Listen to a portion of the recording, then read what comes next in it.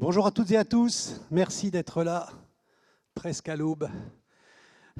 Merci beaucoup. Je me présente, je m'appelle Stéphane Marchand, je suis journaliste, je dirige un magazine qui s'appelle Pour l'Écho, qui est le supplément lycéen des Échos. Donc vous devez tous lire, bien entendu, bien entendu. Je vous salue et je salue en même temps tous ceux qui nous regardent de loin, car il y en a beaucoup. Et très loin, en Europe, bien sûr, mais on m'a dit qu'il y avait des gens qui nous regardaient, des jeunes et des moins jeunes qui nous regardaient du Brésil et même d'Inde. Donc c'est vous dire que vous n'êtes pas seul. Et tout le monde a le droit, voire le devoir de poser des questions, de préparer des questions à nos intervenants. Aujourd'hui, nous allons parler de l'argent et de la défense, en gros. Le titre de cette table ronde, c'est « L'effort de défense, un poids ou une chance pour l'économie européenne ».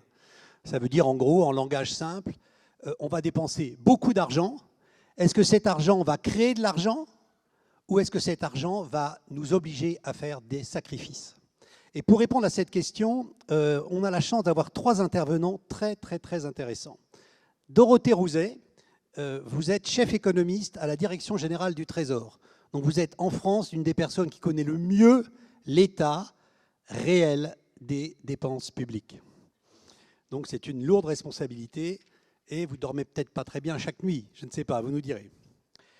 Julien Malizard, vous êtes titulaire de la chaire économie de défense de l'Institut des hautes études de défense nationale. C'est-à-dire que vous gérez très très très bien toutes les relations entre ce qui est défense et ce qui est économique et financier. Merci d'être là. Et puis pour finir, last but not least, Alain Dulac, vous êtes PDG de Factem. Vous dirigez et vous avez créé, non vous n'avez pas créé, mais vous avez dirigé une entreprise privée qui fabrique des composants absolument essentiels pour la défense française, des composants qui sont en ce moment actifs sur, par exemple, le porte-avions Charles de Gaulle qui est en Méditerranée. Vous nous raconterez ça. Alors on va commencer par vous, Dorothée. La France est surendettée, sa croissance est molle, elle n'a aucune marge de manœuvre budgétaire, son budget de défense atteint tout juste 2% de son PIB, ce qui peut surprendre quand on se souvient qu'elle se présente souvent comme la première puissance militaire d'Europe. Comment peut-elle tenir son rang dans le grand effort de réarmement indispensable pour protéger l'Europe de la Russie et le faire, évidemment, sans ravager son système éducatif, son hôpital, son État-providence?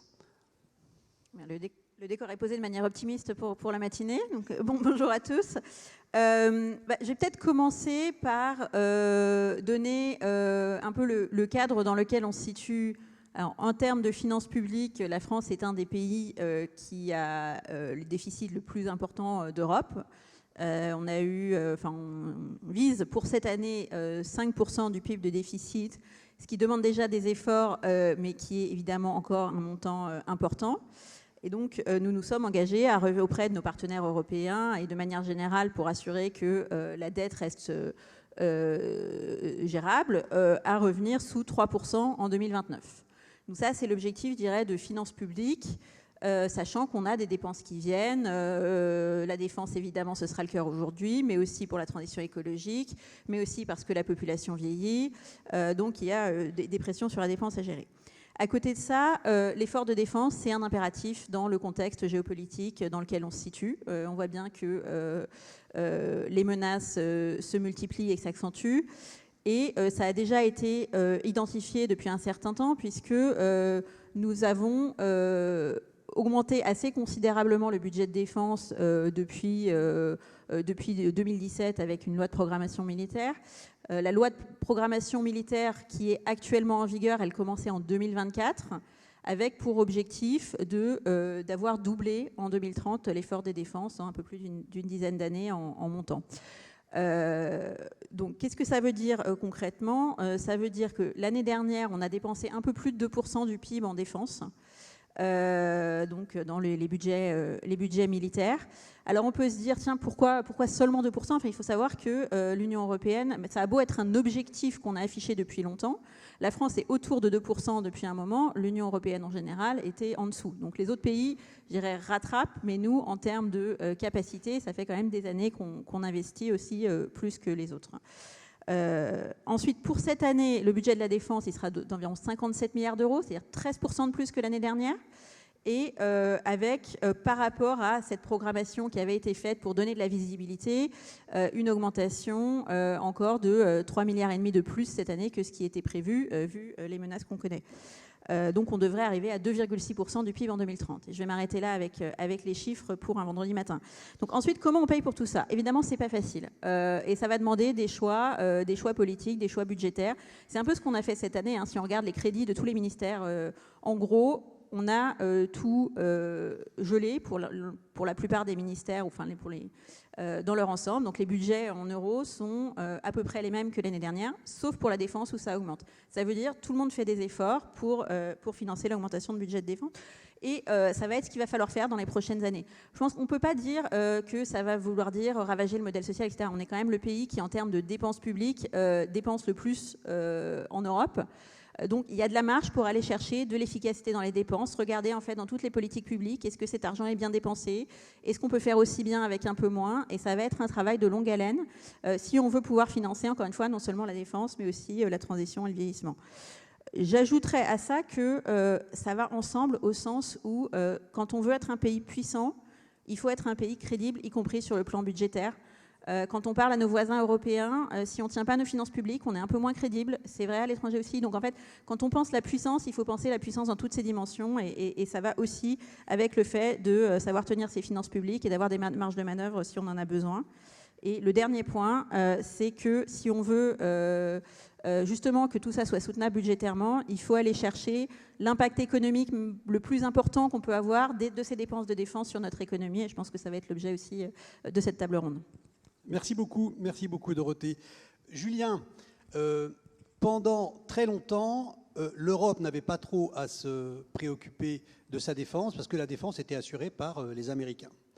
Et aujourd'hui, l'Europe fait face à une menace assez clairement identifiée par pratiquement tout le monde, même si ça fait l'objet de débats politiques dans chaque pays, c'est la Russie. Et on s'aperçoit que les États-Unis ne sont plus un partenaire très fiable. Donc, quel est le niveau, si on raisonne en termes de budget de défense en pourcentage du PIB, qui est un indicateur qui vaut ce qu'il vaut, enfin c'est celui qu'on utilise d'habitude. Où faut-il arriver pour avoir une défense crédible vis-à-vis de la Russie, laquelle, entend-on partout en Europe, sera prête d'ici 4-5 ans à attaquer l'Europe au-delà de la guerre en Ukraine? Merci pour l'invitation. Il y a un point extrêmement intéressant, c'est qu'on dit souvent dans les médias, regardez les dépenses russes, c'est 140 milliards de dollars à peu près. C'est moins de la moitié de ce que dépensent les pays de l'Union européenne cumulés. C'est vrai en taux de change de marché. Si on prend la parité de pouvoir d'achat, en fait les dépenses russes, c'est difficile d'avoir une estimation précise, mais l'ordre de grandeur, c'est qu'il faut tripler le chiffre en taux de change de marché pour avoir les dépenses russes réelles. C'est-à-dire que ça coûte vraiment par rapport, pour le comparer à notre propre niveau de développement. Et donc ça fait à peu près 450 milliards de dollars. Et ça, c'est pas ce que dépensent les Européens aujourd'hui en cumulé. Donc, effectivement, ce n'est pas qu'un rapport de force budgétaire, puisqu'il y a plein d'autres déterminants à l'efficacité militaire, en quelque sorte, mais c'est quelque chose qu'il faut avoir à l'esprit, c'est que finalement, aujourd'hui encore, on est ramené en parité de pouvoir d'achat à des choses comparables avec la Russie collectivement. Et individuellement, c'est même pire.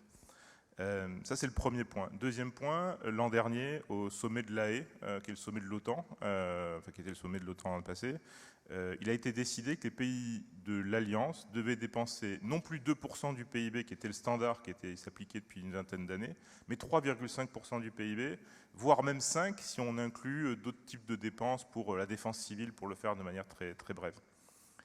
Aujourd'hui, aucun pays européen en dehors de quelques États baltes et la Pologne n'est à 3,5% du PIB.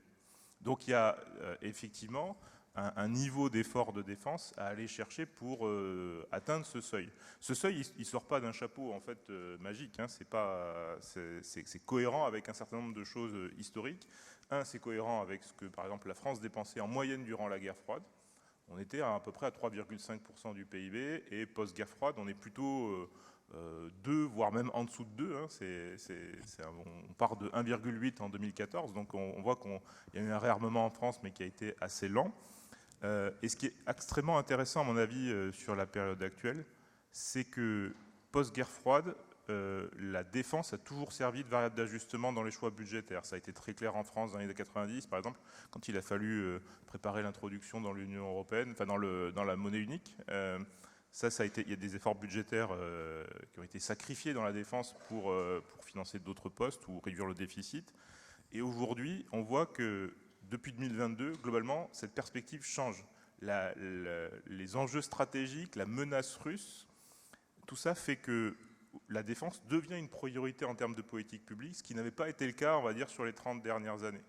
Et aujourd'hui, le résultat de tout ça, c'est que, d'après les données du CIPRI, qui est un think tank suédois qui est spécialisé sur ces questions, l'Europe est la région du monde, y compris l'Europe de l'Ouest, où les dépenses de défense augmentent le plus vite, y compris par rapport aux proches au Moyen-Orient ou en Asie du Sud, Asie du Sud-Est, où historiquement, c'est là les relais de croissance sur ces budgets.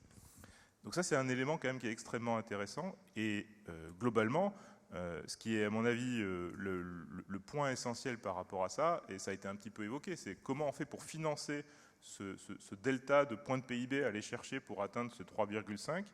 Il y a une indication qui est donnée par la Pologne. La Pologne, le déficit a explosé. Mais ils sont en première ligne, ils partagent une frontière commune avec la Russie. Et là, on peut comprendre que, globalement, c'est l'enjeu des contraintes stratégiques, de la menace qui va expliquer cette augmentation très rapide des dépenses de défense, mais qui est concomitante avec une explosion du déficit sur place. Ce que ça implique, je m'arrêterai là-dessus, c'est plutôt un changement de perspective sur ce que ça révèle de nos préférences collectives, et en particulier sur ce que ça indique autour de l'autonomie stratégique. Quel est le prix que nous sommes prêts à payer collectivement et individuellement pour garantir un niveau de sécurité qui est optimal. Alors optimal, c'est difficile à dire, mais en tout cas élevé, en tout cas. Et ça pose deux types de questions par rapport à la période actuelle. C'est un peu le sens de votre question aussi. C'est combien on est prêt à payer pour réduire nos dépendances, et en particulier nos dépendances américaines pour un certain nombre d'États, pour lesquels c'était explicitement dit, hein, la sécurité de mon pays, c'est le lien transatlantique. Ça a été le cas l'Allemagne, le Danemark, les Pays-Bas, la Norvège. Le Danemark aujourd'hui questionne fondamentalement ce point, hein, avec ce qui s'est passé en début d'année au Groenland.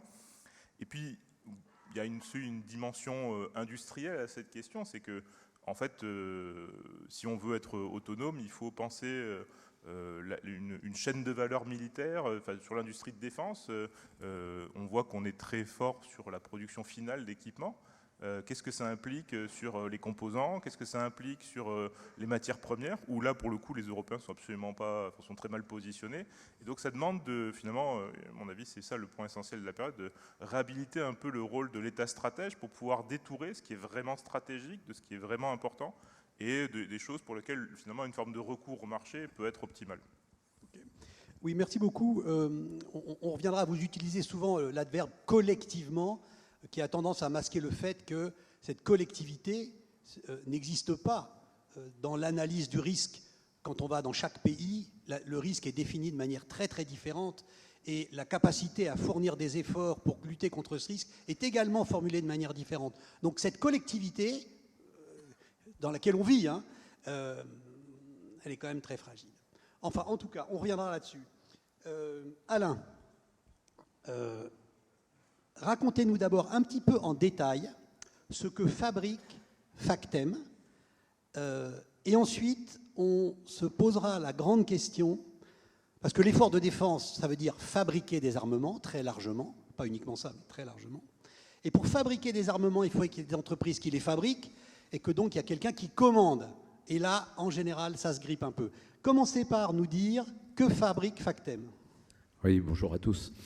Donc Factem, une PME de la BITD, je reviendrai tout à l'heure dessus, 17 millions d'euros de chiffre d'affaires. BITD, vous nous dites ce que c'est? Donc la base industrielle et technologique de défense, qui regroupe 4500 entreprises, mais je reviendrai sur cette notion tout à l'heure. Chiffre d'affaires 17 millions d'euros et 70 personnes basées en Normandie. Notre métier, c'est la transmission de la parole dans des environnements difficiles. Donc, transmission de la parole, on conçoit, on développe et on fabrique en France, je reviendrai aussi sur ce point-là tout à l'heure, des transducteurs, donc des micros et des écouteurs. Le micro qui est dans le masque du pilote du Rafale, c'est un micro qui vient de chez Factem par exemple. Et après, avec ces micros et ces écouteurs, notre cœur de business, c'est tout ce qui est interface entre l'opérateur et puis le moyen de communication, une radio, un interphone, un intercom. Donc on va retrouver des combinés radio, on va retrouver des casques, on va retrouver des micro-mains comme celui-là, on va retrouver des haut-parleurs. Et nos deux secteurs d'activité sont l'aéronautique civile et la défense. Alors l'aéronautique civile, on est fournisseur de rang 1 d'Airbus. Les avions qui sortent, les casques de pilotes et de copilotes qui sont à bord des avions Airbus sont des produits Factem. On équipe en première monte donc les avions qui sortent de Toulouse et puis derrière par effet de bord, aujourd'hui plus d'une soixantaine de compagnies aériennes dont Air France, Emirates, EasyJet, etc. Je ferme la parenthèse sur la partie aéronautique civile pour rentrer dans la partie défense. Dans la partie défense, on équipe les trois armées, terre, air, mer, de moyens de communication. Donc je vous parlais des casques, je vous parlais des combinés radio, des haut-parleurs. Nos produits, vous les voyez actuellement au journal de 20h. Quand vous voyez sur le pont du Charles de Gaulle les casques jaunes, verts, bleus, rouges, c'est des produits qui viennent de chez Factem. Dans l'armée de terre, des combinés radio, des haut-parleurs, et puis on a du matériel sur quasiment tous les bâtiments fabriqués par Naval Group, que ce soit pour la marine nationale française, bâtiments de surface et sous-marins, et pour les marines étrangères. Voilà, donc c'est une petite présentation rapide de Factem. Merci beaucoup. Donc je fais tout de suite la deuxième question pour vous, Alain. Vos clients, ce sont à la fois des grandes entreprises de la défense, et puis au début, quand ils s'équipent, et puis ensuite dans la phase run, comme on dit dans le business, ce sont les forces armées françaises directement qui vous passent commande. Alors, on y est.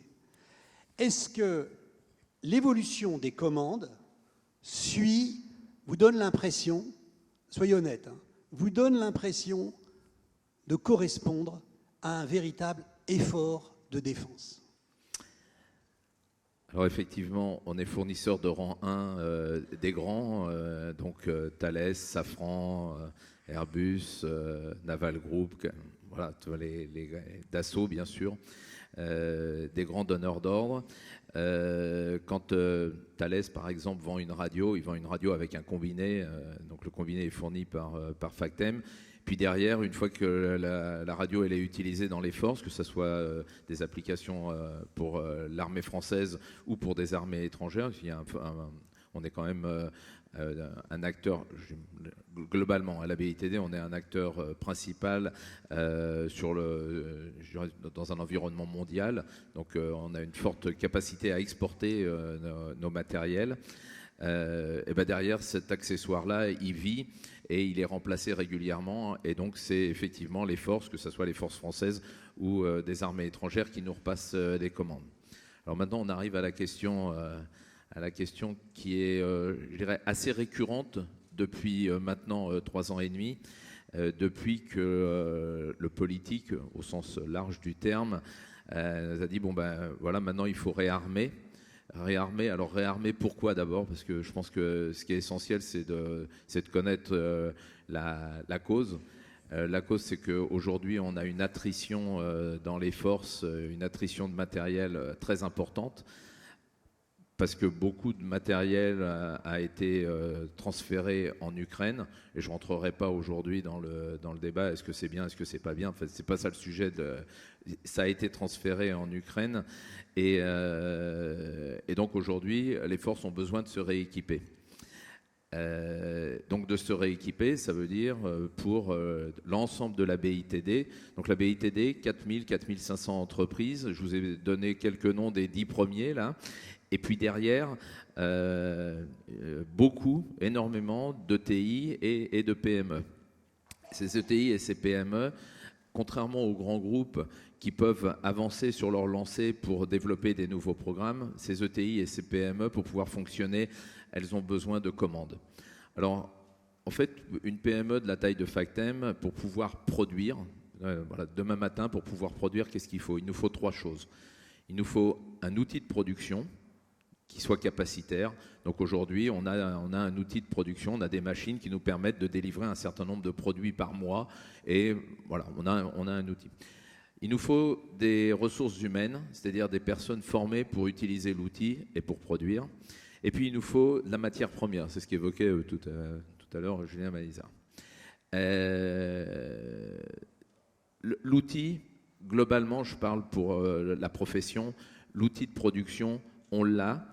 Et si on ne l'a pas, ça veut dire qu'il va falloir investir dans des CAPEX pour pouvoir doubler, par exemple, nos lignes de production. Et pour ça, il va falloir trouver du financement. Alors le financement, jusqu'à il y a encore un an, c'était un petit peu compliqué de trouver du financement puisque les organismes financiers avaient classé la défense plutôt dans les domaines desquels il ne fallait pas s'approcher. De façon un peu humoristique, je dirais, la défense, c'était comme la prostitution et l'alcool, fallait pas miser dedans. Pour une raison simple, c'est que les grands acteurs financiers ont aussi des exigences ESG, et ces exigences-là les amenaient à prendre des positions vis-à-vis de la défense. Bon, ça, depuis le mois de mars l'année dernière, c'est quelque chose la page est tournée, et je pense qu'aujourd'hui, toute l'industrie entre guillemets, financière, que ce soit des banques, que ce soit des fonds d'investissement, que ce soit les assureurs crédits, tout le monde est convaincu aujourd'hui qu'il faut réinvestir dans la défense, pas seulement par idéologie, mais aussi parce qu'a priori, ça va être quelque chose de rentable sur plusieurs années. Il y a un bon retour sur investissement. Donc les commandes arrivent ? Donc, en fait, là maintenant, la question c'est, est-ce qu'il y a des commandes ? Et la difficulté aujourd'hui, c'est que les commandes, elles ne sont pas descendues encore, elles ne sont pas encore arrivées jusqu'au niveau des PME. Or, une PME, aujourd'hui, si je vais voir un banquier et que je lui dis, ben voilà, le pouvoir politique nous dit de nous préparer, donc j'ai besoin d'embaucher, j'ai besoin d'investir, j'ai besoin de doubler mes stocks en matières premières pour être prêt à... La première question qu'on me pose, c'est bon, mais vous avez un business plan, vous avez des commandes, vous avez non, en fait, j'ai pas de commandes. En fait, j'ai pas de commandes. Soyons clairs, faut être honnête. J'ai toujours le flux de commandes habituel qui est en légère progression depuis quelques années. Ça, il n'y a pas de problème de ce côté-là. Mais cette fameuse inflexion qu'on voyait, qu'on attendait et où on allait avoir énormément de commandes et où il fallait se préparer. Mais en fait, depuis 3 ans et demi, elle n'est pas encore arrivée dans les PME. Alors, je ne doute pas qu'avec des programmes comme le porte-avions nouvelle génération, comme un avion de combat, je ne doute pas que ça vienne à un moment donné, mais ce n'est pas aujourd'hui. D'accord. Écoutez, merci, c'est très honnête. Donc, les commandes n'arrivent pas 4 ans après le début de la guerre d'Ukraine. Il faut quand même... Alors, je pondère ça avec les secteurs d'activité. Si on parle de la munition, aujourd'hui, entre l'Ukraine et le Moyen-Orient, ceux qui sont directement concernés par la fabrication de munitions, que ce soit de la poudre, que ce soit tout ce qui va autour, missiles, etc., eux, ils ont vu leur carnet de commandes monter et eux, ils ont accéléré. Donc cette accélération-là, elle existe aujourd'hui dans un certain nombre de catégories, mais elle n'existe pas partout pour l'ensemble des 4500 entreprises de la BITD. Très bien, très bien. Merci beaucoup pour cette précision. Dorothée Rouzet, donc chef économiste à la direction du Trésor, je le rappelle. Depuis le début de la guerre en Ukraine, je reprends un peu mon ancienne, malgré les promesses, l'industrie d'armement européenne n'a pas vraiment passé les vitesses. Peut-on atteindre l'objectif militaire de parité avec la Russie, donc l'Europe étant à parité militaire avec la Russie, ce qui interdirait en théorie à la Russie de nous attaquer? Est-ce qu'on peut arriver à cette parité sans passer en économie de guerre? Économie de guerre, c'est une formule qu'on a énormément entendue depuis 4 ans. Chacun met un peu ce qu'il veut dedans. Vous, qu'est-ce que vous mettez? Et est-ce que vous pouvez répondre, s'il vous plaît, à la question? Oui, alors, j'ai commencé par dire... Il ne s'est pas rien passé depuis 2022. Après, c'est vrai qu'on est notamment sur les gros équipements, sur des cycles d'investissement longs, et ça met du temps. Enfin, les carnets de commandes des gros donneurs d'ordre ont augmenté, ça met du temps à se diffuser vers les PME et les sous-traitants de rang 1, 2, 3, et c'est un sujet. Mais on a quand même eu une augmentation de la production dans un certain nombre de secteurs militaires. On a aussi, alors je vais faire un peu de pub, mais parce que nous avons fait une étude au Trésor sur la santé financière des entreprises de la BIT, en regardant justement ces quelques milliers de PME et d'ETI de la défense que nous avons publié ce matin, donc je vous invite à regarder, qui s'appelle Trésor Eco, et qui montre que depuis 2022, on a quand même eu une inflexion en termes de, en moyenne, encore une fois, il y a beaucoup d'hétérogénéité, de hausse de la valeur ajoutée, de l'investissement, de la rentabilité des PME de la défense. Donc c'est plutôt encourageant, mais effectivement, il faut encore accélérer. On a aussi la moitié des entreprises des secteurs connexes de la défense, alors c'est-à-dire en gros des secteurs qui... dont certaines entreprises fournissent la défense, mais qui, eux, ne travaillent pas pour la défense. Alors, ça peut être dans des champs comme la donnée, l'optique, l'électronique, etc., qui réfléchissent à se développer dans la défense. Donc, il y a aussi potentiellement une impulsion plus large. Maintenant, quels sont les défis, effectivement?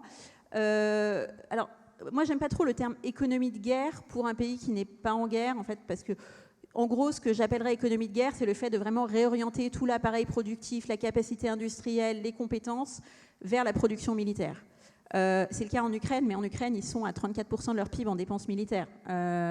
Israël, pour prendre un autre pays en guerre, est à 8-9%. Donc c'est quand même déjà évidemment des enjeux et des montants qui sont différents, mais qui répondent aussi à des besoins différents et qui a priori sont pas les nôtres. D'ailleurs, ce sera intéressant de savoir si vous avez prononcé le mot Israël, c'est intéressant. Est-ce que ce pays, donc, qui est constamment en guerre, en quelque sorte, est-ce qu'il est en économie de guerre, selon vous? Je pense que, encore une fois, le fait de dire tout l'appareil productif est orienté vers le militaire, comme c'est le cas en Ukraine, pour des raisons évidentes de survie, c'est pas le cas en Israël. Maintenant, ce qui est un peu le stade peut-être intermédiaire de l'économie de guerre et qui est intéressant aussi en termes de réflexion pour nous, je pense, c'est l'agilité, c'est-à-dire la capacité à réorienter si on en a besoin. C'est-à-dire de dire on va avoir une industrie qui est civile, mais si on a besoin de monter en cadence très rapidement, on sait un peu rediriger l'appareil productif de l'automobile vers la production. Mais c'est pas si simple, hein, mais de réfléchir à avoir cette agilité si on en a besoin plus tard, c'est intéressant aussi. Aussi en termes de compétences, c'est-à-dire que les ingénieurs aient des compétences plus polyvalentes. Maintenant, quels sont les défis aujourd'hui? Le défi, évidemment, numéro 1, je pense, c'est la montée en cadence rapide. À la fois pour fournir l'Ukraine et pour reconstituer nos propres capacités, parce qu'on a quand même historiquement plutôt une industrie de défense qui est tournée vers la sophistication, la très haute technologie, mais on voit bien qu'aujourd'hui, il faut ça, mais il faut aussi la masse. Et la masse, c'est ce que fait l'Ukraine par nécessité, c'est-à-dire quand on a une guerre qui est un peu d'usure et d'attrition, il faut aussi produire beaucoup d'équipements pas chers. Et donc il y a ce côté massification, notamment pour les munitions et la défense aérienne. Pour ça, il faut de la commande de long terme, effectivement. Il faut que les commandes arrivent et il faut qu'elles se diffusent assez rapidement des donneurs d'ordre vers les PME. Il faut des financements, donc c'est un sujet sur lequel on a beaucoup travaillé à Bercy. Je suis ravie de voir que ce que nous on voit au niveau agrégé, où quand même ça s'améliore en termes du fait que les fonds privés, les gros financeurs, en fait, maintenant vont vers la défense, se traduit concrètement dans une entreprise comme la vôtre. On a quand même des soucis, des sujets qui restent, notamment de financement de trésorerie, puisque en fait, quand on doit beaucoup investir, on a besoin de beaucoup de trésorerie. Les délais de paiement sont assez longs dans la défense, y compris par rapport aux autres industries où ils sont déjà longs. Donc, de bien s'assurer que le temps que ces commandes arrivent et soient payées, les PME puissent faire face. Et puis, on a un enjeu plus large de structuration européenne, en fait, de bénéficier des économies d'échelle, puisque tous les pays européens vont investir plus dans la défense, mais on a une industrie qui est très fragmentée, on y reviendra peut-être. Et donc, alors c'est pas facile de se dire, juste faisons finalement, faisons des fusions et tout ira mieux. Ça se heurte à pas mal de sujets, mais d'identifier les secteurs, les projets sur lesquels les coopérations industrielles auraient vraiment pas mal de valeur ajoutée et d'avancer est aussi un enjeu. Deux autres, donc je l'ai déjà dit, défis, donc que s'assurer vraiment des retombées sur les PME via les répercussions des commandes et aussi l'accès direct des PME à la commande publique, notamment sur des sujets plus innovants. Et donc ça m'amène au dernier défi qui sera aussi un enjeu économique mais aussi un enjeu militaire, de s'assurer que cette augmentation des budgets de défense, elle soit suffisamment tournée vers l'innovation. Et tournée vers l'innovation, ça veut dire en termes de technologie. C'est souvent des technologies duales qui peuvent faire la différence. On le voit aujourd'hui en fait sur des sujets sur lesquels en France et dans l'UE en général, on n'est pas forcément à la pointe, que ce soit les drones, le cyber, l'IA, qui peut faire la différence aujourd'hui sur les théâtres d'opération et qui sont souvent en fait issus de start-up, d'entreprises qui ne sont pas forcément uniquement ou pas principalement au départ pour des usages militaires, mais qui peuvent faire la différence. Donc bien être sûr de leur faire la place face à des nouvelles menaces. Et je vais peut-être m'arrêter là. Merci Dorothée. Merci beaucoup. On va continuer à creuser ce sillon-là avec l'Allemagne, Julien Malizard. Alors, il y a un homme très important en ce moment en Europe, évidemment, comme tout le temps, hein, c'est le chancelier d'Allemagne. Il veut faire de la Bundeswehr l'armée la plus puissante d'Europe. Il investit des centaines de milliards, en tout cas, il a budgété des centaines de milliards. L'entreprise Rheinmetall, qui est aujourd'hui un acteur relativement mineur dans l'armement mondial, veut devenir un géant mondial de l'armement. Dans une logique européenne, cela peut ressembler à une bonne nouvelle, mais la France risque d'être à la traîne. Et la France, c'est pas rien en termes d'armement pourtant, puisque c'est, je crois, le deuxième exportateur d'armement au monde. Donc c'est un très gros morceau, la France, et l'Allemagne va dépasser encore ça. Espérons au passage que et la France et l'Allemagne restent des pays démocratiques dans l'avenir, parce que si jamais l'Allemagne très réarmée basculait à l'extrême droite, ce qui n'est pas du tout quelque chose qui est totalement exclu, on serait dans une situation. Mais ça, c'est un autre sujet. Comment est-ce que la France peut tenir la distance face à l'effort de réarmement allemand? Je rappelle que l'Allemagne a beaucoup d'argent public à mettre dans la défense et que la France en a très peu. C'est une très bonne question et je ne suis pas certain de pouvoir y répondre dans les délais qui sont impartis, donc je vais essayer de faire bref malgré tout. Il y a une question en fait il faut regarder la photo et puis le film, la dynamique. Si on regarde la photo, aujourd'hui c'est clair, l'Allemagne c'est le pays qui dépense le plus en Europe, devant le Royaume-Uni qui historiquement était le pays qui dépensait le plus sur les questions de défense. Juste pour donner un élément de contexte, en 2024, l'Allemagne dépense 1,9% du PIB, en 2025 c'est un peu plus, ce qui fait quasiment 90 milliards de dollars. Par point de comparaison, la France c'est 2,05 points de PIB en 2024, ce qui fait 65 milliards de dollars. Donc on voit qu'on est déjà dépassé et au rythme où vont les choses, c'est-à-dire par rapport à ce qui était prévu soit dans la loi de programmation militaire en France, soit ce qui est prévu en Allemagne, d'ici peu, l'Allemagne va avoir un budget qui est le double du budget français. Donc oui, effectivement, quand on regarde sous cet angle-là, on peut se dire, effectivement, le réarmement allemand est impressionnant et on risque d'être à la traîne, comme vous le disiez. Si on doit dépenser 3,5% du PIB, imaginons que les deux pays le sont, la France et l'Allemagne, l'Allemagne serait à 160 milliards de dollars à peu près, la France 110 milliards. Donc de toute façon, du simple fait que l'économie allemande est mieux dotée le PIB allemand est plus élevé, elle aura une capacité, en tout cas un budget qui sera plus élevé. Ça c'est pour la photo en quelque sorte. Si on regarde en dynamique, l'Allemagne en fait elle n'est aujourd'hui que dans un processus de rattrapage. C'est-à-dire que pendant des décennies, elle était sur un ordre de grandeur qui était 1,2% de son PIB dans la défense. Et c'est vrai que depuis 2014, par contre, elle a quasiment doublé son budget de défense. Donc elle est sur un réarmement qui est extrêmement rapide, très rapide depuis 2022. C'est ça qui est intéressant, c'est que ce n'est pas l'invasion de la Crimée qui a changé la chose, c'est vraiment l'invasion à grande échelle de l'Ukraine par la Russie. Hein. Alors que pour, par exemple, la Pologne ou les États baltes, le réarmement, c'est dès 2014. Là, c'est très clair. Donc, en fait, on pourrait se dire qu'il y a une forme de dette grise, en quelque sorte, c'est-à-dire qu'on pourrait calculer l'ensemble des non-investissements qu'a fait l'Allemagne pendant des décennies sur cette période-là. Et donc, quand bien même elle dépense beaucoup, elle n'est pas prête de rattraper la France sur un certain nombre de choses. Une des raisons qui est liée à ça, c'est la dissuasion nucléaire française, qui est un peu une cathédrale technologique, mais qui en cascade irrite toute l'industrie de défense, qui lui permet d'être aujourd'hui des leaders européens et mondiaux dans quasiment tous les domaines. Et c'est vrai que par contre, il y a des domaines que la France, parce qu'elle a fait le choix de ne plus avoir la dissuasion nucléaire, mais dans le terrestre, l'Allemagne a plutôt un avantage comparatif dans le terrestre. C'est intéressant aussi de voir le positionnement. Vous mentionnez Rheinmetall qui est un acteur du terrestre allemand. Aujourd'hui, ça va être aussi un acteur du naval allemand. Donc on est aussi sur une logique d'expansion pour les acteurs allemands de ce point de vue-là.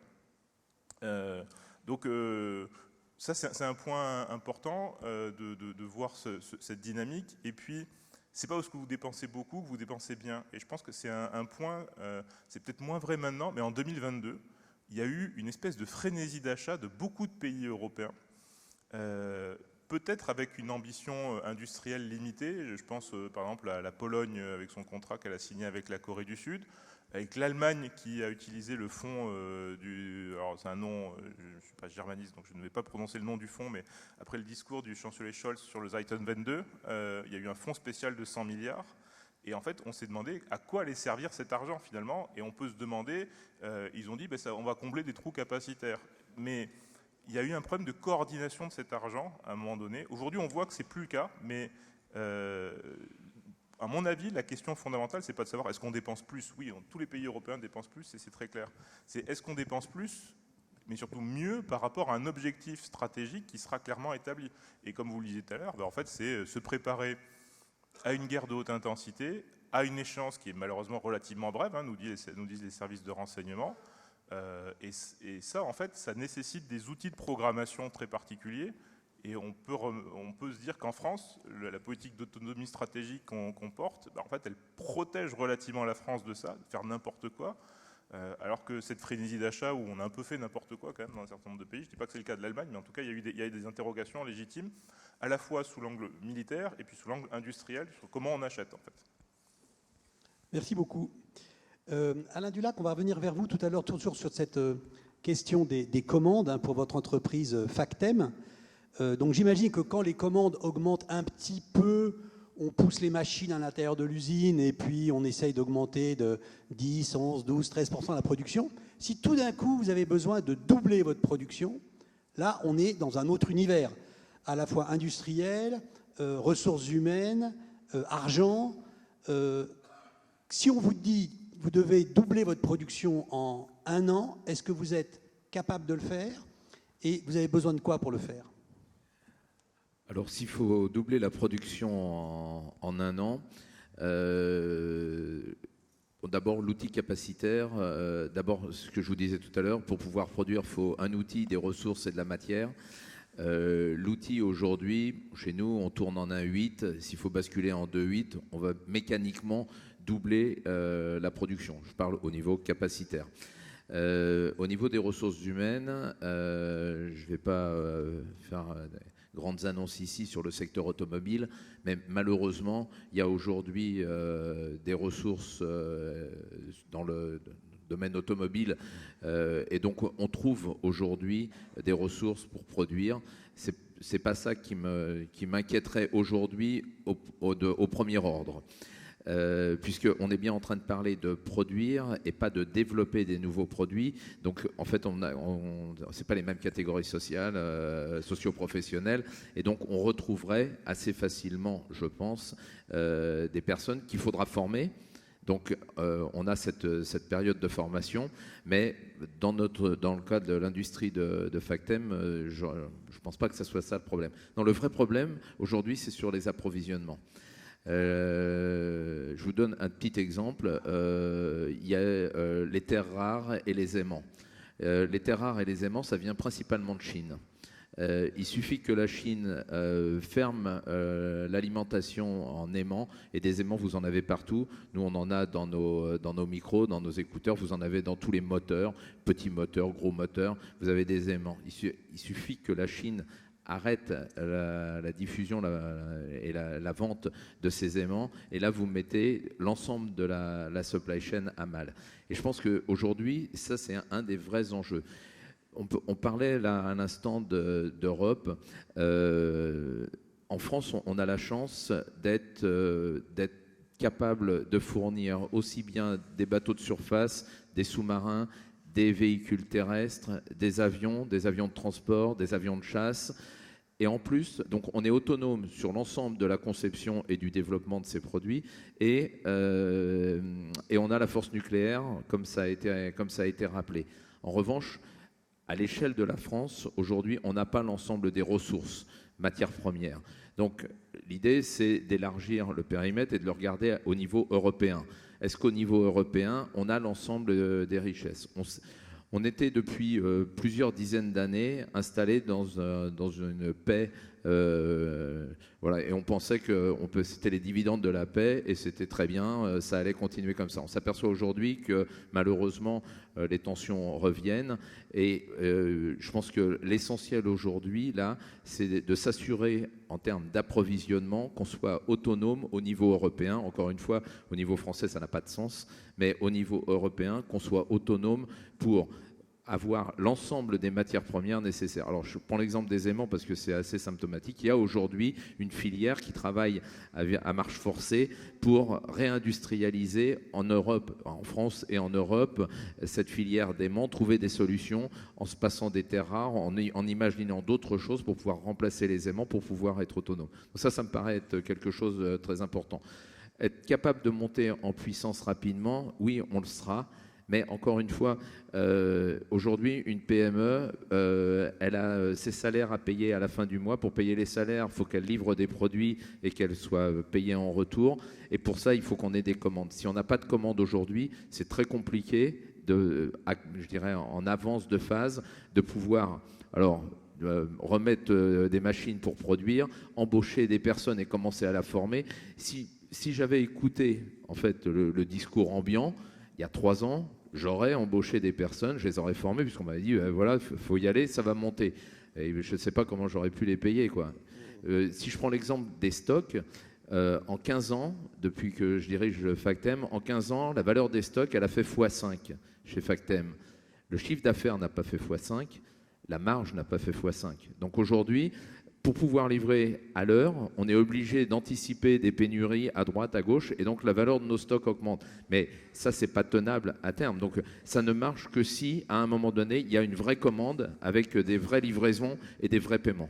Et la trésorerie qui s'améliore en fonction de ça. Et la trésorerie qui s'améliore, ou au contraire, s'il n'y a pas les commandes, là, donc là, on brûle du cash et le BFR s'envole, et puis ça va pas dans le bon sens et ça dure pas très longtemps dans ce cas-là.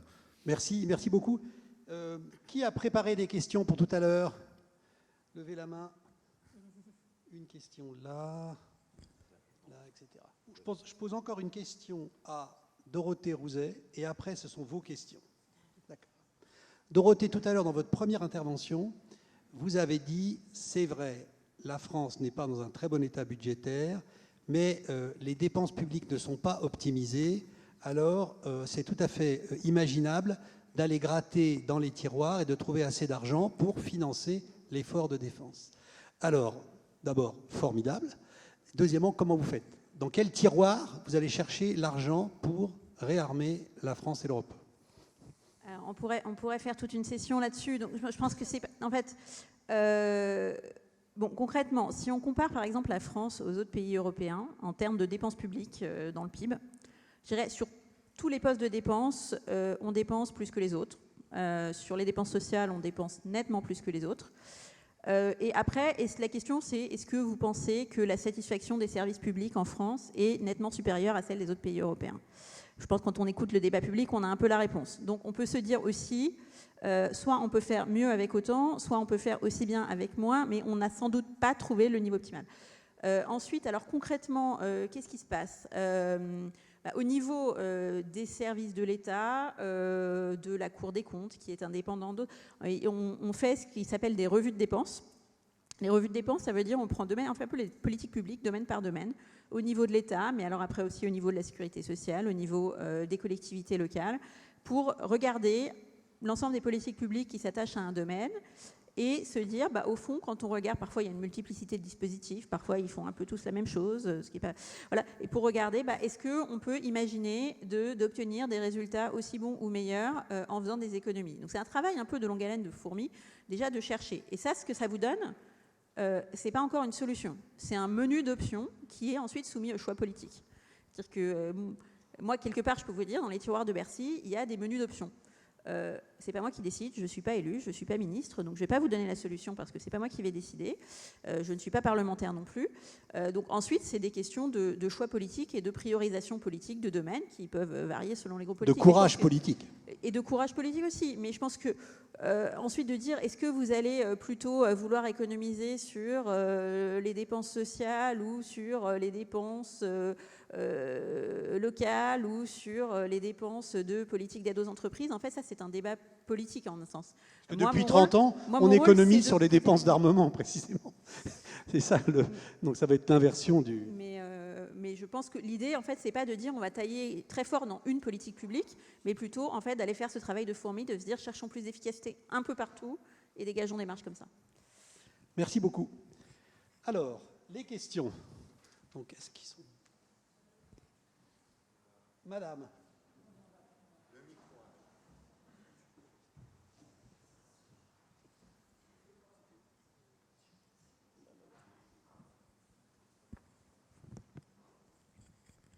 Merci beaucoup. Bonjour, je m'appelle Catherine Montel, je suis ancien cadre dirigeant dans la banque et dans l'énergie. Tout ce que vous venez de dire là, je pense qu'il y a d'innombrables rapports de la Cour des comptes pour pointer tous ces travers que vous venez de souligner, toutes ces choses qui pourraient être améliorées. Pourquoi est-ce que ça n'est pas suivi d'effet? Ce n'est pas d'aujourd'hui ce dont vous parlez. Merci. Qui veut répondre? Je crois que Mme Rosel l'a dit. En fait, il y a des solutions. Elles sont connues. Et après, c'est effectivement un choix politique. On peut pas. Enfin, c'est la même chose dans une famille, dans une entreprise, et ça devrait être la même chose au niveau de l'État. À un moment donné, on dépense que l'argent qu'on a. Si vous avez de l'argent, vous partez en vacances. Si vous n'en avez pas, vous ne partez pas en vacances. Dans l'entreprise, on a les moyens, on investit. On n'a pas les moyens ou on a d'autres contraintes. Et je pense en particulier au remboursement du PGE. Le PGE a sauvé énormément d'entreprises, mais on a été affecté ces dernières années. Et là, on arrive à la fin et ça va faire du bien. On va avoir fini de rembourser le PGE. Dans l'industrie de l'aéronautique et de la défense, il n'y a pas eu de défaillance des entreprises par rapport au remboursement du PGE. Donc ça veut dire que voilà, ça nous a permis de traverser la crise là, et on va sortir du remboursement du PGE avec pratiquement, mais c'est tellement marginal que enfin, il n'y a pas lieu d'en parler. Très peu d'entreprises qui ont subi des défaillances liées au remboursement du PGE. Donc voilà, à un moment donné, la question c'est toujours où est-ce qu'on investit. Je prends l'exemple des entreprises. Nos entreprises, et là je parle plutôt pour les PME et les ETI, elles sont principalement patrimoniales. Donc nous, c'est notre patrimoine. Donc on fait attention où est-ce qu'on investit. Au niveau de l'État, les solutions, vous l'avez dit, les solutions, elles existent. C'est le pouvoir politique qui prend la décision. C'est pas nous, c'est pas les chefs d'entreprise, c'est pas les analystes. Merci beaucoup. Une question de lycéens. Où est-ce qu'ils sont les lycéens? Oui, une lycéenne. Bonjour, je m'appelle Emilia, je viens du lycée Franklin et je me demandais si les efforts français et européens pour mettre en place une défense plus forte seront pérennes, sachant que dans quelques années, Donald Trump finira son mandat. Donc est-ce que les Américains vont-ils redevenir le bouclier de défense militaire de l'Europe ou est-ce que l'Europe cherche une indépendance militaire? C'est une très bonne question. Mon sentiment, c'est que ça va durer longtemps. Pour une simple et bonne raison, c'est qu'il y a effectivement la situation américaine qui est un enjeu majeur puisqu'on est attaché à l'OTAN en tant que pays européen, en tout cas pour un grand nombre de pays européens. Et c'est vrai que pour un certain nombre de pays européens, ça a été historiquement un enjeu majeur en termes de politique de défense, le lien transatlantique.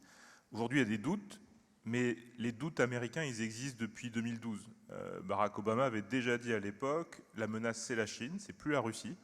Et donc il va falloir se préparer à un engagement massif vis-à-vis de la Chine, si jamais ça doit arriver, comme une espèce de nouvelle guerre froide, hein, si vous voulez, en quelque sorte. Et donc, en fait, le point américain depuis une quinzaine d'années, c'est les Européens, vous êtes assez riches et assez grands pour vous débrouiller par vous-même si jamais il y a une menace russe. Alors, on reste là et on voit qu'il y a toujours une implantation américaine en Europe, hein, qui ne s'est jamais démentie. Mais ça, c'est un premier élément majeur, on va dire, sur la position américaine qui risque de ne pas changer. Et Trump a un style très particulier, mais c'est un point différent.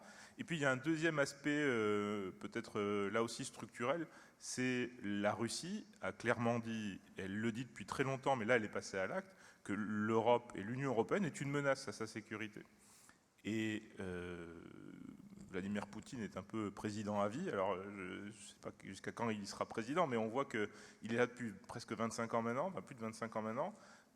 Il a toujours fait peser une menace sur les pays européens, alors là elle est beaucoup plus forte que par le passé, et à mon avis, mais c'est un sentiment qu'on peut retrouver partagé par pas mal au niveau européen d'acteurs, c'est que finalement la période qui s'ouvre, c'est une espèce de nouvelle guerre froide en termes d'indicateurs macroéconomiques. C'est-à-dire qu'on va passer globalement en tendance, en une dizaine ou une quinzaine d'années, de 2% ou moins de 2% du PIB dans la défense, comme on avait jusqu'à récemment, ou encore aujourd'hui en France, vers 3,5%. Donc ce n'est pas un ajustement macroéconomique majeur, mais c'est ce qui nous permettrait collectivement d'assurer cette défense en cas de menace de haute intensité. Merci Julien. Lycéen ou lycéenne? Monsieur là-bas.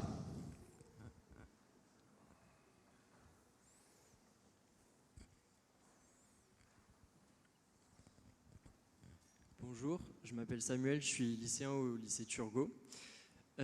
J'aimerais m'adresser donc à vous pour savoir, pensez-vous que la remise en cause des programmes européens, par exemple le SCAF ou des programmes terrestres autour du char du futur, qui aujourd'hui sont mal en point, vont mener à une politique de la concurrence qui, on a vu hier, était avancée aux États-Unis et non pas en Europe, dont les mastodontes de la défense sont largement subventionnés, ce qui va peut-être nuire à la concurrence et donc nuire à des meilleurs résultats. Est-ce que vous pensez que dans ce cas précis, le fait que, par exemple, la France développe son SCAF, par exemple, Dassault avait avancé les chiffres de 150 milliards d'euros, et l'Allemagne, Airbus, développe, elle, de son côté, un autre avion, va mener à une politique de la concurrence ou nuire du coup à l'industrie de défense européenne en ayant des coûts exorbitants? Qui veut répondre? Alors je vais vous répondre. Je suis également représentant des PME du GIFAS, le groupement des industriels français de l'aéronautique et du spatial. Le président de la République et le chancelier se sont entendus hier pour rencontrer à la fois le président d'Airbus et le président de Dassault et d'essayer de trouver un terrain d'entente. Je crois qu'aujourd'hui, la question aujourd'hui, c'est pas de savoir. On peut pas polémiquer aujourd'hui sur la façon dont on doit régler la construction d'un nouvel avion européen. Ici, dans cet environnement, les enjeux sont beaucoup trop importants. On n'a pas de réponse de certitude à vous annoncer. En revanche, ce qui est sûr, c'est qu'on a, entre la France et l'Allemagne, un intérêt à avoir un avion qui remplisse les missions. Et comme ça a été rappelé par Julien Malizard à l'instant, l'OTAN restera, les États-Unis resteront, mais définitivement, il va falloir que l'Europe reprenne sa place. Donc aujourd'hui, savoir si il faut un avion européen, si le futur chasseur il est développé par tel ou tel pays, dans tel ou tel contexte, on sait pas répondre à votre question. Après, ce qu'on peut constater, c'est aujourd'hui, il y a des acteurs français, il y a des acteurs européens, il y a des besoins en Europe et il y a des pays européens qui, tout en appartenant à l'Europe et en bénéficiant des crédits européens, achètent du matériel aux États-Unis. Ça, c'est un vrai sujet. Ça, c'est un vrai sujet pour l'industrie française, pour l'industrie européenne. Oui, je peux juste dire un mot, peut-être pas spécifiquement sur le SCAF, qui est effectivement un sujet complexe, mais aussi ça révèle que, alors on entend beaucoup, et c'est vrai, et c'est un sujet, l'industrie européenne, elle est trop fragmentée, il faut des coopérations industrielles, il faut de la consolidation, et en pratique, ça ne veut pas dire qu'il ne faut pas le faire, hein. C'est assez compliqué à faire, donc il faut bien, en gros, être clair quand on s'engage. Et on a quand même maintenant 4 décennies de tentatives de coopération industrielle avec des degrés de réussite variés. On a fait des hélicoptères ensemble, le Tigre puis le NH90, qui ont marché, mais avec des surcoûts et des retards. On a fait un avion de transport militaire, l'A400M, qui a aussi fini par marcher, mais avec des surcoûts, des retards et finalement peu de performance à l'export. On a tenté de faire un porte-avions franco-britannique. Finalement, on ne voulait pas la même chose de ce porte-avions, donc ça a échoué.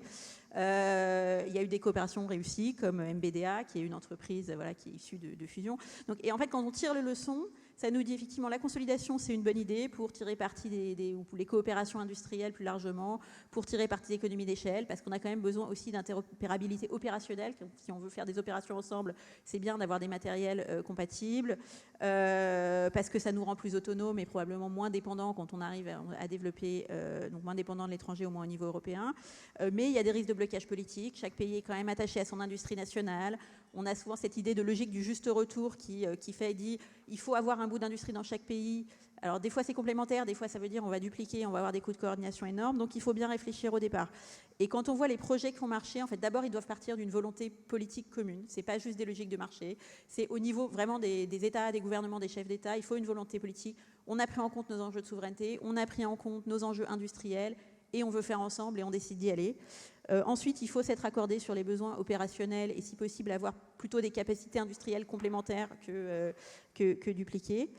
Et puis, il faut dès le début, et c'est là aussi où on a peut-être des enjeux aujourd'hui, en fait, désigner un maître d'œuvre qui va être clairement chef de file, industriellement parlant, qui ensuite va répartir, et il faut aussi ensuite qu'il y ait une répartition des retombées industrielles qui est équilibrée, mais au moins on sait qui est le maître d'œuvre, et puis ensuite s'assurer évidemment que la commande publique va bien durer, ne pas être révisée, et qu'il y a un potentiel aussi à l'export. Et en fait, il faut un peu tous ces critères pour que ça marche quand on regarde les exemples historiques. Julien, sur cette même question. Juste deux petits points de complément. Il y en a un qui est extrêmement structurant et c'est difficile d'en sortir, c'est ce qu'on appelle la loi d'Augustine. C'est l'idée que d'une génération à l'autre de matériel, ça suit une magnifique loi exponentielle. Donc ça coûte au moins 2 à 3 fois plus cher que la génération antérieure. Le programme Rafale, c'est en source ouverte, on dit à peu près 40 milliards. Bon, ben, vous voulez un successeur du Rafale, ça va coûter 100, 120, vous disiez 150, on ne sait pas trop, mais globalement, ça va être très cher. Est-ce que la France seule peut se payer ce genre de programme ou un pays seul au niveau européen? C'est une vraie question et c'est probablement hors de portée, en tout cas, compte tenu des efforts budgétaires actuels. Ou alors, ça veut dire qu'il faut renoncer à autre chose. Et ça, c'est quelque chose qui est difficile à faire. Il y a un autre point, et à mon avis, l'enjeu de la concurrence est extrêmement intéressant parce que l'exemple américain est fascinant. On a regroupé les industries américaines, ils ont fait des économies d'échelle, ils ont produit en masse, mais au prix d'une concentration du marché autour d'un petit nombre d'entreprises, en tout cas de 5 grands groupes, qui sont devenus moins performants dans les processus d'innovation, un peu fainéants. Ils ont capté une rente du point de vue du DoD, donc le département de la défense américain. Et finalement, il y a aujourd'hui beaucoup de travaux pour dire que la concurrence, c'est pas si mal dans ce domaine. On est peut-être allé trop loin aux États-Unis. Et une des façons de réintroduire de la concurrence, c'est sur un segment de marché que nous, on traite avec mes collègues de la chaire Ecodef. Et ça a été aussi un peu mentionné sur comment on fait de la masse dans les marchés d'armement. Et en fait, on voit que les acteurs qui font de la masse, c'est pas forcément les mêmes acteurs industriels que les acteurs, les grands groupes qui ont été mentionnés tout à l'heure. Ils en font, mais ils sont plutôt habitués à faire de l'artisanat de luxe et donc du cousu humain avec des volumes de production limités. Et aujourd'hui, on voit que c'est une complémentarité de cet artisanat de luxe, de produits à haute valeur ajoutée, mais aussi de la masse, parce qu'on le voit en Ukraine ou au Moyen-Orient, utiliser un missile qui coûte 1, 2, 3 millions d'euros pour abattre un drone qui en vaut 20 à 30 000 $, forcément, à un moment donné, durer dans ce cas-là, c'est compliqué. Et donc nous, quand on a regardé un peu l'écosystème de firmes qui est capable d'apparaître sur le marché européen, là, il y a une concurrence qui est gigantesque et qu'on ne retrouve pas forcément dans d'autres segments du marché. En tout cas, ça augmente fortement la concurrence. Et vu qu'on est probablement plus proche des modes d'innovation et de production du secteur civil que l'habitude du juste à temps de la défense historique avec des volumes de production limités, eh ben, il est probable que ça soit intéressant sous l'angle de la politique industrielle d'avoir des grands champions sur les secteurs historiques, mais aussi un secteur de start-up ou de PME, voire même les grands groupes qui peuvent le faire. Mais en tout cas, quelque chose de beaucoup plus dynamique en termes de concurrence, y compris à l'échelle d'un pays comme la France, justement pour stimuler la production et avoir les volumes dont on a besoin par rapport à ces logiques d'attrition. Merci beaucoup, Julien. On a encore le temps pour une ou deux questions. Non, on n'a pas le temps? Je crois que c'était 45, ma montre retarde. Eh bien, merci à tous, bravo aux intervenants.